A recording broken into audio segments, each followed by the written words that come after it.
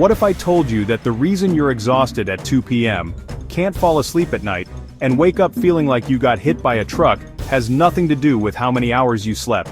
The problem is, when you're sleeping.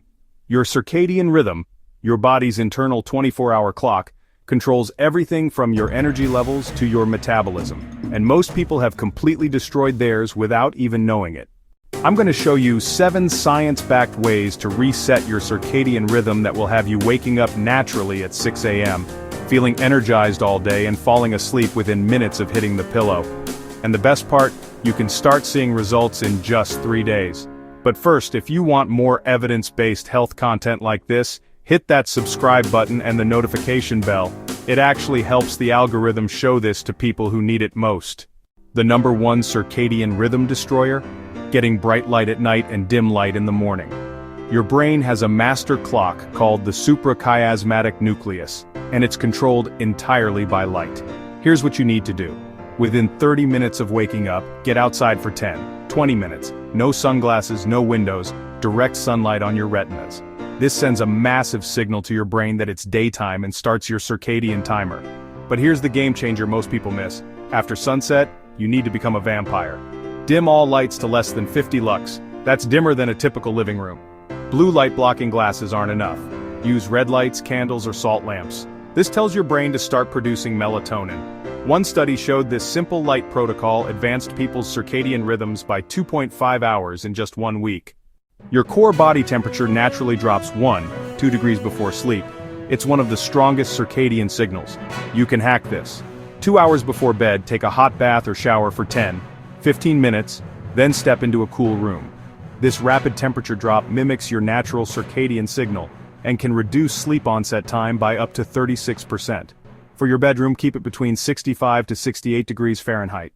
I know it sounds cold, but your deep sleep stages literally depend on a cool environment.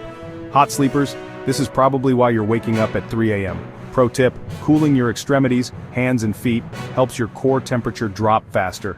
Keep them outside the blankets. Your digestive system has its own circadian clock, and when you eat can shift your entire rhythm by hours. The most powerful tool? Time-restricted eating. Eat all your food within an 8-12-hour window, then fast for 12-16 hours. This synchronizes your peripheral clocks with your master brain clock. But timing matters more than duration. Stop eating 3-4 hours before bed. Late night eating doesn't just disrupt sleep, it can shift your circadian rhythm by up to 2 hours. Your body thinks it's earlier in the day when you're trying to sleep.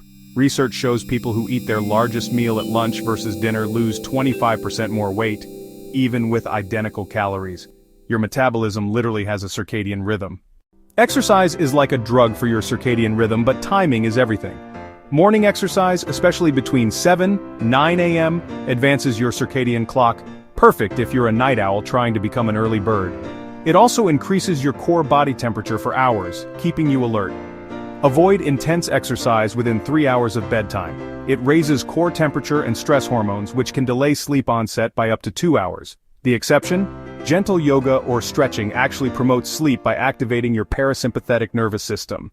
Caffeine doesn't just keep you awake, it actively disrupts your circadian rhythm by blocking adenosine, the sleepiness chemical that builds up throughout the day.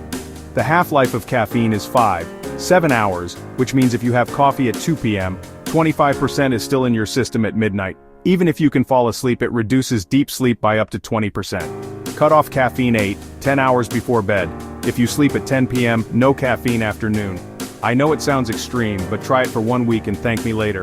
Morning caffeine timing matters too. Wait 90-120 minutes after waking before your first cup. This prevents the afternoon crash and maintains your natural cortisol rhythm. Chronic stress is circadian rhythm poison. Elevated cortisol at night suppresses melatonin production and keeps your brain in daytime mode. Build a wind-down routine starting 1 hour before bed. This could be reading, gentle stretching, meditation, or journaling. The key is consistency. Do the same thing every night to signal bedtime to your brain. One powerful technique, the 4-7-8 breathing method. Inhale for 4, hold for 7, exhale for 8. This activates your vagus nerve and shifts you into rest and digest mode. Avoid screens for at least 30 minutes before bed. If you must use them, use blue light blocking glasses, and keep brightness below 30%. This is the most important one. Consistency trumps perfection. Your circadian rhythm craves predictability. Go to bed and wake up at the same time every day, yes, even on weekends. Social jet lag from sleeping in on weekends can shift your rhythm by 2-3 hours, making Monday mornings brutal. If you're a shift worker or frequent traveler, focus on meal timing and light exposure to anchor your rhythm when sleep timing isn't controllable. Don't try to implement all 7 methods at once, that's a recipe for failure. Here's your roadmap. Week 1. Focus on light exposure and consistent sleep/wake times. Week 2.